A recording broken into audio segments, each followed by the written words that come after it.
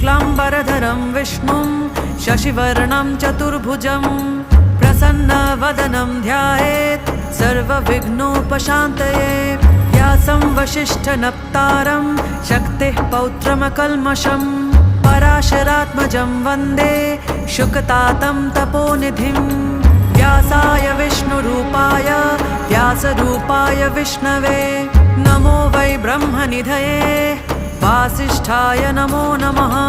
अविकाराय शुद्धाय नित्याय परमात्मने सदैकरूपरूपाय विष्णवे सर्वजिष्णवे यस्य स्मरणमात्रेण जन्मसंसारबन्धनात् विमुच्यते। नमस्तस्मै विष्णवे प्रभविष्णवे। ॐ नमो विष्णवे प्रभविष्णवे। श्रीवैशम्पायन उवाच श्रुत्वा धर्म